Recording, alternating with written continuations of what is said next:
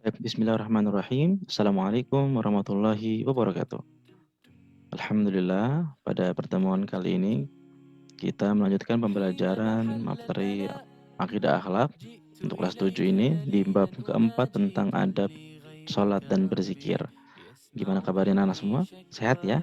Semoga semuanya selalu senantiasa diberi kesehatan, diberi kemudahan dalam segala urusan, khususnya dalam belajar. Dan orang tua kita juga diberikan kemudahan, kelancaran rezeki, kesehatan, dan dimudahkan dalam segala urusannya. Baik, pada bab 4 kita belajar tentang adab sholat dan berzikir. Sebelum kita bahas ke adab sholat dan berzikir, kalian sudah belajar tentang sholat di pelajaran fikih. Jadi di pelajaran fikih sudah belajar tentang sholat dan sholat berjamaah, apa itu sholat, apa syarat sahnya, apa rukun-rukunnya, mana sunnah yang hayat, mana yang abad, dan lain-lain sudah dibahas di pelajaran fikih. Maka di pembelajaran materi akidah akhlak kita fokus pada adab kita ketika mengerjakan sholat.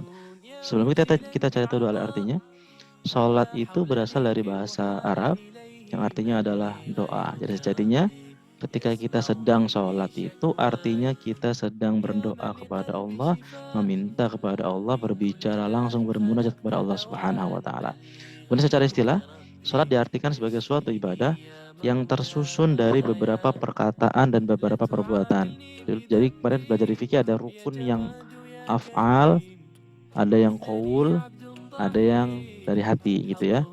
Jadi terdiri dari beberapa perkataan, ada bacaannya, ada perbuatannya. Dimulai dari takbiratul ihram di awal, niat takbiratul ihram, dan diakhiri dengan salam. Tentunya dengan memenuhi syarat dan rukun tertentu yang sudah antum pelajari di pelajaran fikih. Selanjutnya sebelum masuk ke adab sholat, sholat ini merupakan amalan yang sangat mulia, sangat utama, memiliki keutamaan yang lebih dari amalan sholat yang lain. Karena memang sholat adalah amalan yang Allah perintahkan langsung kepada Nabi Muhammad SAW ketika beliau diangkat Isra Mi'raj. Jadi perintah langsung. Kalau perintah amalan ibadah yang lain melalui perantara malaikat Jibril. Tapi kalau sholat langsung. Itu ya, ingat ya kisah tentang Isra Mi'raj Nabi Muhammad SAW. Sholat ini merupakan perbuatan untuk yang memiliki fungsi juga mencegah perbuatan keji dan munkar. Dijaga kita dari perbuatan keji dan munkar. Wa aqimis salata inna salata tanha 'anil fahsya'i wal munkar. Kalau salat kita benar, insyaallah kita terhindar dari perbuatan keji dan munkar. Kemudian salat ini merupakan bentuk mengingat kepada Allah Subhanahu wa taala. Mengingat Allah adalah amalan yang paling utama. Wala dzikrullahi akbar. Wallahu ya'lamu ma tasna'un. Kemudian salat ini merupakan amal yang awal kali dihisab di hari akhir nanti. Jadi ketika nanti di hari akhir, salat ini merupakan amalan yang pertama kali dihisab. Jika benar salatnya, insya Allah amalan salat yang lain juga benar. Kemudian ini juga menjadi penolong.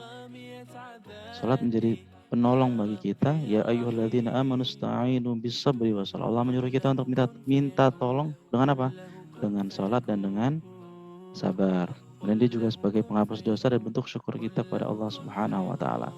Jadi kalau kita mau menghadap ke presiden, ke gubernur, ke kepala sekolah, datang ke sekolah, kira-kira datang ke sekolah pakai celana pendek boleh nggak? Oh, di gerbang disuruh pulang tuh. Maka ketika kita sedang sholat, bermunajat kepada Allah, menghadap kepada Allah pun, tentu ada adab-adabnya sebelum menjalankan sholat. Gitu ya. Apa? Satu adalah khusyuk. Di surat Al-Mu'minun ayat 2 itu, qad aflahal mu'minun alladzi hum fi salatihim khashi'un. Maka adabnya ketika kita sedang sholat, kalau sudah mulai sholat lupakan segalanya, fokus dengan sholat, tadaburi arti bacaan yang kita baca. Maka sebelum sholat cari tahu dulu tuh artinya, kita paham betul apa yang kita baca, karena khusyuk ini merupakan inti dan ruh dari sholat dan zikir. Itu ya, sudah fokus kalau sudah waktu sholat. Kemudian kalau sudah waktu sholat, maka kita kerjakan dengan hati yang ikhlas. Karena memang amal-amal sholat itu syarat diterimanya amal itu satu, dikerjakan dengan ikhlas, dua, betul ilmunya, gitu ya. Ada sum'ah dan riya, itu penghalang diterima amal-amal saleh kita. Kemudian menjaga batas-batas waktunya. Fawailul lil musallin di surat Al-Ma'un itu. Alladzina hum an salatihim sahun. Maka sebaik-baik mengerjakan salat adabnya adalah di awal waktu. Kalau sudah mundur-mundur nanti menjadi beban, malah jadi tertinggalkan. Jadi utamakan latih untuk mengerjakan salat di awal waktu. Jaga batas waktu-waktunya supaya tidak telat. Kemudian selanjutnya adalah menjaga kebersihan dan kesucian tempat salat. Maka dikhususkan cari tempat yang khusus untuk salat. Maka tempat terbaik yang laki-laki ini salat berjamaah di masjid. Jadi jaga kebersihan tempatnya, pakaiannya untuk mengerjakan salat. Selanjutnya adalah menyingkirkan gambar, tulisan, apapun yang mengganggu khusyuan ketika sholat, terutama ketika sedang sholat berjamaah gitu ya. Maka hindari menggunakan baju-baju, kaos-kaos yang ada tulisan di belakangnya yang bisa mengganggu teman-teman yang di belakangnya ketika sholat. Nanti fokusnya malah membaca tulisan di belakangnya. Atau ketika sedang sholat, kalau di rumah atau dimanapun, hindari di depan ada tulisan, ada gambar atau apapun yang bisa mengganggu fokus kita ketika sedang sholat. Selanjutnya, memakai pakaian-pakaian yang terbaik. Khudu zinatakum 'inda kulli masjid. Jadi kalau kita mau ketemu dengan orang yang kita kagumi, orang yang pejabat, atau pimpinan, presiden dan lain, kita pakai pakaian terbaik. Maka ketika kita mengharap kepada Allah, penguasa yang menciptakan seluruh amal ini pun harus juga adabnya menggunakan pakaian-pakaian yang terbaik. Kemudian juga menyesal dan bersedih. Maksudnya apa? Kita dianjurkan untuk berzikir kepada Allah dan hendaklah kita merasa nikmat dengan ibadah, merasa nikmat dengan salat kita, merasa nikmat dengan zikir kita. Jadi kita menyesal ketika kita merasa salat kita kurang fokus, merasa ketika kita salat terburu-buru, tidak tumakninah, pikirannya kemana-mana. Sesali itu dan perbaiki di sholat-sholat yang selanjutnya. Dengan apa? Dengan melakukan sholat khusyuk yang seakan-akan itu sholat akhir. Nah kadang-kadang ada imam ketika mau sholat, dia awalnya apa bisa bilangnya? Sufufakum, luruskan softnya gitu kan ya. Nah salah satu adabnya kalau sholat jamaah itu softnya diluruskan, dirapatkan. Kemudian biasanya ada imam yang mengatakan shollu sholatal muwaddi'. Apa maksudnya? Sholatlah kalian seakan-akan itu sholat yang terakhir dan setelah itu nggak bangun lagi udah. Jadi fokus sholatnya, fokus untuk tidak memikirkan hal yang lain, berusaha khusyuk sekhusyuk mungkin. Nah ada adab-adab yang lain seperti kalau ada yang sholat kita tidak boleh melewati gitu ya, atau ketika ada orang yang melewati kita jaga supaya tidak melewatinya. Oke. Nah apa hikmahnya? Meskipun ini bukan tujuannya, tapi ada hikmah dari sholat. Satu adalah mendidik disiplin dan menghargai waktu. Tadi ketika kita sholat tepat waktu, kita terdidik untuk bisa selalu disiplin dan menghargai waktu. Kemudian, dua, menjadikan hati kita tenang. Ala bidzikrillahi tatmainnul qulub.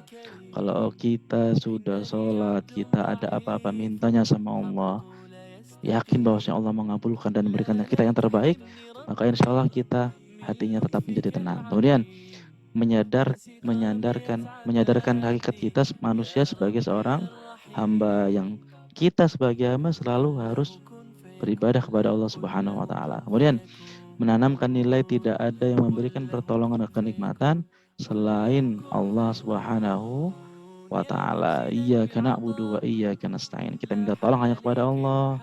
Jadi ketika bacaan salat sambil hayati, kita mintanya sama Allah, Rabbi firli warzuqni wahdini wa'afini wa'fu anni.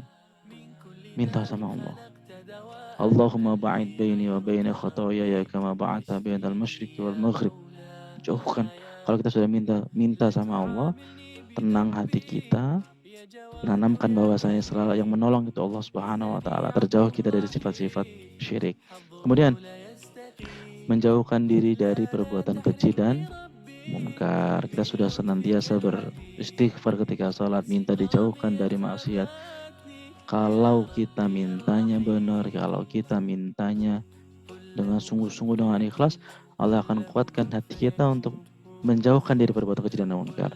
Dan yang selanjutnya adalah menjauhkan diri dari sifat yang sombong, karena kita yakin, kita percaya bahwasanya yang memiliki segalanya hanya Allah Subhanahu wa taala. Sami'allahu liman hamidah.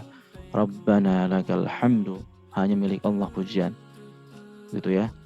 Jadi kita tidak punya hal yang kita sombongkan, karena semua yang kita punya hanya titipan dari Allah Subhanahu wa taala. Nah, demikian adab-adab sholat yang patutnya harus kita kerjakan sebagai wujud syukur kita kepada Allah atas segala nikmat yang Allah berikan kepada kita. Oke, baik. Itu dulu.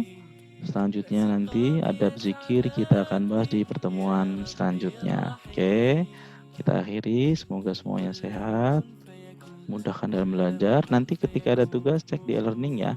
Juga teman-teman yang kemarin nilai PH-nya masih kosong, nah nanti kita cek di WhatsApp group untuk poin-poin bagaimana remedialnya. Oke, terima kasih. Kita akhirnya sama-sama baca alhamdulillah, alhamdulillahirabbil alamin. Assalamualaikum warahmatullahi wabarakatuh.